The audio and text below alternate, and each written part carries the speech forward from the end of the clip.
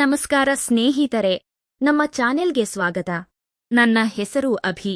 ಮೂಲತಃ ಚಿತ್ರದುರ್ಗದವನು. ನೋಡಕ್ಕೆ ಸ್ವಲ್ಪ ಸ್ಲಿಮ್ ಆಗಿದ್ದರು.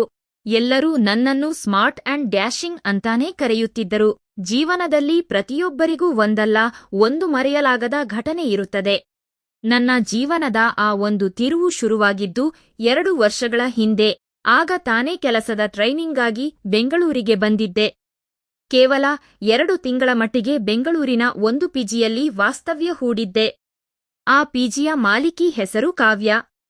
ನೋಡಲು ಬಹಳ ಸುಂದರವಾಗಿದ್ದ ಆಕೆಯನ್ನು ನಾನು ಮೊದಲ ದಿನವೇ ಅತ್ತಿಗೆ ಅಂತ ಕರೆಯಲು ಶುರು ಮಾಡಿದೆ. ಅದಕ್ಕೆ ಕಾರಣ ಅವಳ ಗಂಡನನ್ನೋಡಿದಾಗ ಗೌರವದಿಂದ ಅಣ್ಣ ಎಂದು ಕರೆದಿದ್ದೆ.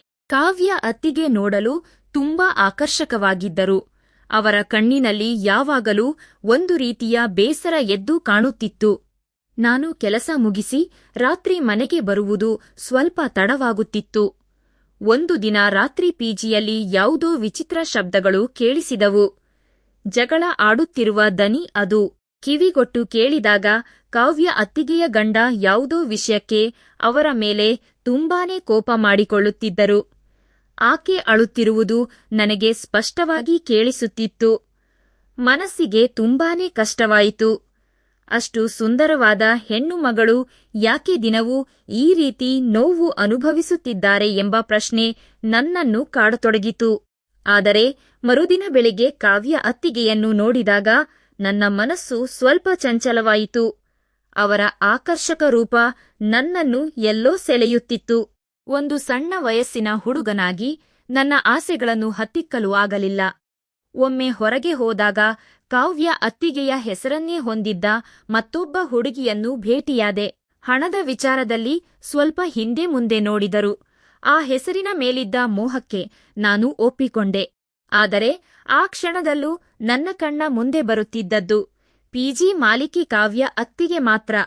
ಇದರಿಂದ ಅವರ ಮೇಲಿದ್ದ ನನ್ನ ಆಕರ್ಷಣೆ ಮತ್ತು ಕುತೂಹಲ ಇನ್ನೂ ಹೆಚ್ಚಾಯಿತು. ಮರುದಿನ ಬೆಳಿಗ್ಗೆ ಅತ್ತಿಗೆ ಬಟ್ಟೆ ಒಗೆಯುತ್ತಿದ್ದರು. ಅವರ ಆ ಭಂಗಿಯನ್ನು ನೋಡುತ್ತಾ ನಾನು ಮಾತು ಶುರು ಮಾಡಿದೆ. ಅತ್ತಿಗೆ, ನೆನ್ನೆ ರಾತ್ರಿ ನಿಮ್ಮ ಮನೆಯಲ್ಲಿ ಜಗಳ ನಡೆಯುತ್ತಿತ್ತಾ? ನಿಮ್ಮ ಅಳು ಕೇಳಿಸಿತು ಎಂದೆ.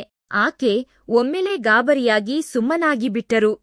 ಅದಾದ್ಮೇಲೆ ಅತ್ತಿಗೆ ನನ್ನ ಜೊತೆ ಮಾತನಾಡುವುದನ್ನೇ ಬಿಟ್ಟುಬಿಟ್ಟರು. ಅದೊಂದು ಭಾನುವಾರ. ಪಿಜಿಯಲ್ಲಿ ನಾನು ಒಬ್ಬನೇ ಇದ್ದೆ. ಮಧ್ಯಾಹ್ನದ ಹೊತ್ತು ಹಾಗೆಯೇ ಸುಸ್ತಾಗಿ ನಿದ್ದೆಗೆ ಜಾರಿದ್ದೆ. ಅರೆನಿದ್ದೆಯಲ್ಲಿದ್ದಾಗ ಯಾರೋ ನನ್ನ ಪಕ್ಕದಲ್ಲಿ ಕುಳಿತಂತೆ ನನ್ನನ್ನು ಪ್ರೀತಿಯಿಂದ ಸವರುತ್ತಿರುವಂತೆ ಭಾಸವಾಯಿತು. ಕಣ್ಣು ಬಿಟ್ಟು ನೋಡಿದರೆ ಸಾಕ್ಷಾತ್ ಕಾವ್ಯ ಅತ್ತಿಗೆ. ನನಗೆ ಆಶ್ಚರ್ಯವಾಯಿತು. ನಾನು ನಿದ್ದೆ ಮಾಡುತ್ತಿದ್ದೇನೆ ಎಂದು ಭಾವಿಸಿ ಅವರು ನನ್ನ ಹತ್ತಿರ ಬಂದಿದ್ದರು.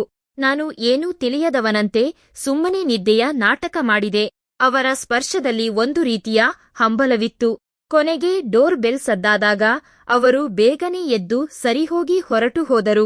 ಸ್ವಲ್ಪ ಸಮಯದ ನಂತರ ನಾನು ಅವರ ಬಳಿ ಹೋಗಿ ಯಾಕೆ ಹೀಗೆ ಮಾಡಿದಿರಿ ಎಂದು ಕೇಳಿದಾಗ ಅವರು ಅಳಲು ಶುರು ಮಾಡಿದರು. ಅವರ ಕಣ್ಣೀರನ್ನು ಒರೆಸಿ ಸಮಾಧಾನ ಮಾಡಿದಾಗ ಕಾವ್ಯ ಅತ್ತಿಗೆ ಒಂದು ದೊಡ್ಡ ಸತ್ಯವನ್ನು ಬಿಚ್ಚಿಟ್ಟರು. ಅಭಿ, ನಮ್ಮ ಮದುವೆಯಾಗಿ 1 ವರ್ಷಕ್ಕೆ ನನ್ನ ಗಂಡನಿಗೆ ಒಂದು ದೊಡ್ಡ ಆಕ್ಸಿಡೆಂಟ್ ಆಯಿತು. ಆ ಅಪಘಾತದಲ್ಲಿ ಅವರು ತಮ್ಮ ಪುರುಷತ್ವವನ್ನು ಕಳೆದುಕೊಂಡರು. ಇದು ಈವರೆಗೂ ಯಾರಿಗೂ ಗೊತ್ತಿಲ್ಲ. ಮನೆಯವರು ಮಕ್ಕಳ ಬಗ್ಗೆ ಕೇಳಿದಾಗಲೆಲ್ಲ ಜಗಳವಾಗುತ್ತದೆ. ಈಗ ಅತ್ತೆ ಮಾವ ಅಲ್ಟಿಮೇಟಮ್ ಕೊಟ್ಟಿದ್ದಾರೆ. ಮಗು ಆಗದಿದ್ದರೆ ಡೈವೋರ್ಸ್ ಕೊಡಿಸಿ ನನ್ನನ್ನು ಮನೆಗೆ ಕಳಿಸುವುದಾಗಿ ಹೇಳುತ್ತಿದ್ದಾರೆ. ನಿನ್ನನ್ನು ನೋಡಿದಾಗ ನನಗೆ ನನ್ನ ಸಂಸಾರ ಉಳಿಸಿಕೊಳ್ಳುವ ಒಂದು ಭರವಸೆ ಮೂಡಿತು ಎಂದು ಗದ್ಗದಿತರಾದರು. ಆಕೆಯ ಕಷ್ಟ ಕೇಳಿ ನನ್ನ ಮನಸ್ಸು ಕರಗಿತು. ಮರುದಿನ ಅವರ ಗಂಡ ಕೆಲಸಕ್ಕೆ ಹೋದ ಮೇಲೆ ನಾನು ಕಾವ್ಯ ಅತ್ತಿಗೆಯ ಬಳಿ ಹೋದೆ. ಅವರಿಗೂ ಅದೇ ಅಪೇಕ್ಷೆಯಿತ್ತು. ಅಂದು ನಾವಿಬ್ಬರೂ ಒಬ್ಬರಿಗೊಬ್ಬರು ಒಂದಾದೆವು. ನಮ್ಮ ನಡುವೆ ನಡೆದ ಆ ಕ್ಷಣಗಳು ಕೇವಲ ದೈಹಿಕ ಆಕರ್ಷಣೆಯಾಗಿರಲಿಲ್ಲ. ಅದು ಅವರ ಸಂಸಾರವನ್ನು ಉಳಿಸುವ ಒಂದು ಪ್ರಯತ್ನವಾಗಿತ್ತು. ಮುಂದಿನ 2 ತಿಂಗಳು ನಾನು ಆ ಪಿಜಿಯಲ್ಲಿದ್ದಷ್ಟು ದಿನ ನಮ್ಮ ಸಂಬಂಧ ಮುಂದುವರಿಯಿತು. ನನ್ನ ಟ್ರೈನಿಂಗ್ ಮುಗಿದು ನಾನು ಊರಿಗೆ ಬಂದೆ. ಕೆಲವೇ ದಿನಗಳಲ್ಲಿ ಕಾವ್ಯ ಅತ್ತಿಗೆ ಫೋನ್ ಮಾಡಿ, ಅಭಿ, ನಾನು ಅಮ್ಮನಾಗುತ್ತಿದ್ದೇನೆ. ಮನೆಯಲ್ಲಿ ಎಲ್ಲರೂ ಈಗ ಖುಷಿಯಾಗಿದ್ದಾರೆ. ಇದೆಲ್ಲ ನಿನ್ನಿಂದಲೇ ಸಾಧ್ಯವಾಯಿತು ಎಂದು ಹೇಳಿದಾಗ ನನ್ನ ಕಣ್ಣಲ್ಲಿ ನೀರು ಬಂತು. ಇಂದು ನನಗೂ ಮದುವೆಯಾಗಿ ನನ್ನದೇ ಆದ ಸುಂದರ ಸಂಸಾರವಿದೆ. ಆದರೆ ಕಾವ್ಯ ಅತ್ತಿಗೆಯ ಆ ರಹಸ್ಯ ಇಂದಿಗೂ ನನ್ನ ಮತ್ತು ಅವರ ನಡುವೆ ಮಾತ್ರ ಉಳಿದಿದೆ. ಸ್ನೇಹಿತರೆ, ಈ ಕಥೆ ನಿಮಗಿಷ್ಟವಾಗಿದ್ದರೆ ಲೈಕ್ ಮಾಡಿ, ಶೇರ್ ಮಾಡಿ. ಇಂತಹ ಇನ್ನಷ್ಟು ಆಸಕ್ತಿದಾಯಕ ಮತ್ತು ನೈಜ ಕಥೆಗಳಿಗಾಗಿ ನಮ್ಮ ಚಾನೆಲ್ ಅನ್ನು ಸಬ್ಸ್ಕ್ರೈಬ್ ಮಾಡಿಕೊಳ್ಳಿ. ಧನ್ಯವಾದಗಳು.